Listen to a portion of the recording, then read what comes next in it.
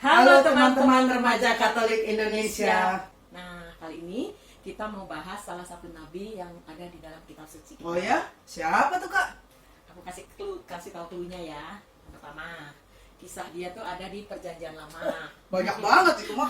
Bener. Clue kedua, kisah hidupnya dijelaskan dalam satu bab tersendiri. Satu kitab sendiri ya kayak.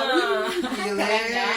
Yang clue ketiga, orang ini tuh pernah makan gulungan kitab dan menurut dia rasanya manis seperti madu. Kamu pernah makan kertas, Kak? Itu bukan kuda lumping kan maksudnya kan?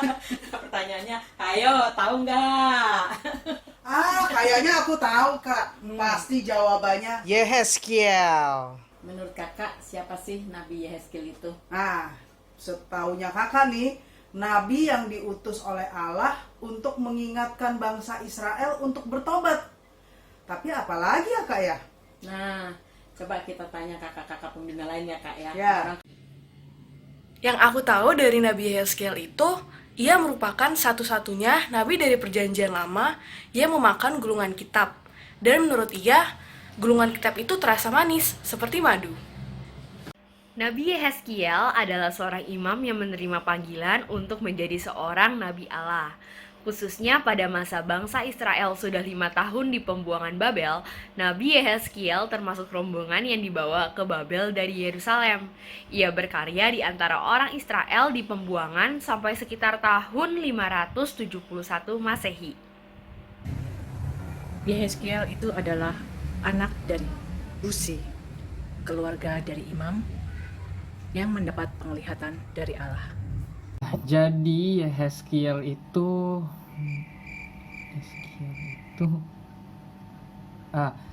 dia adalah salah satu dari 4 nabi besar di Israel. Kitab ke-26 di dalam Alkitab. Wah, ternyata jawabannya bener ya Kak. Iya, hebat-hebat semua ya Kak ya. Apa sih uniknya Nabi Yehezkiel itu dibandingkan dengan nabi yang lainnya sih Kak? Berbeda dengan nabi-nabi lain, Yehezkiel itu tidak hanya mewartakan apa yang jadi pesan Allah, tapi ia harus melakukan atau mendramakan perintah Allah itu. Mulanya terasa mudah, tetapi lama-lama dirasa semakin berat dan semakin sulit dilakukan. Perintah itu sebenarnya adalah suatu peringatan bagaimana bangsa Israel akan hidup di pembuangan jika mereka tidak juga mau bertobat. Perintah yang pertama adalah Yehezkiel nih harus memakan gulungan kitab berisi firman Allah. Bukan cuma simbolis, tapi beneran. Yehezkiel mengatakan bahwa gulungan kitab itu rasanya manis. Dengan ungkapkan kata manis, dia menyatakan betapa ia menyukai dan mencintai kitab suci. Kisah itu mengajak kita mencintai juga kitab suci seperti Nabi Yehezkiel. Caranya adalah dengan rajin baca kitab suci dan merenungkannya setiap hari. Yang kedua ya, adalah Yehezkiel dijadikannya bisu. Setelah masa bisunya itu, mulut Yehezkiel dibuka oleh Tuhan untuk mewartakan firman Allah. Dengan menjadi bisu, Nabi Yehezkiel dan sebenarnya kita saat ini diminta untuk meluangkan waktu sejenak untuk merenungkan, untuk menghayati dan mengendapkan firman Tuhan. Sehingga apa yang kita wartakan nanti adalah hasil perenungan itu. Nah, masa pandemi ini kita diberikan waktu yang lebih panjang untuk merenungkan firman Tuhan agar kita dapat semakin dekat kepadanya. Allah lalu memerintahkan Yehezkiel untuk makan makanan yang diukur dan jumlahnya sangat sedikit. Yehezkiel juga harus membuat roti yang dipanggang di atas kotoran manusia yang sudah kering. Nah, kemudian Allah mengganti perintahnya nih, dari kotoran manusia menjadi kotoran lembu. Tindakan ini membuat orang yang memakannya menjadi najis. Yehezkiel lalu makan dengan gemetar dan penuh kecemasan. Itu semua adalah peringatan tentang apa yang akan dialami oleh orang Israel di masa pembuangan di Babel. Mereka akan kelaparan, kehausan, dan menjadi najis.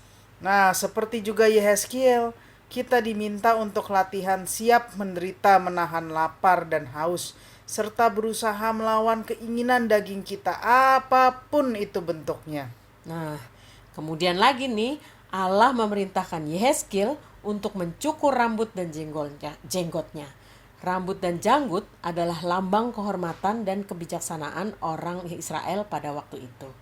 Ini nih untuk menyatakan bahwa orang Israel akan kehilangan martabat dan kehormatan mereka. Nah, dalam mewartakan firman Allah, kita juga harus meninggalkan harga diri kita, nama baik dan kehormatan kita.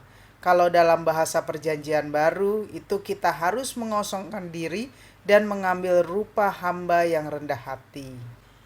Terakhir nih, Allah mengambil istri yang dicintai Yehezkiel. Tetapi Allah berfirman bahwa Yehezkiel tidak boleh meratap atau menangis, bahkan tidak boleh mengeluarkan air mata.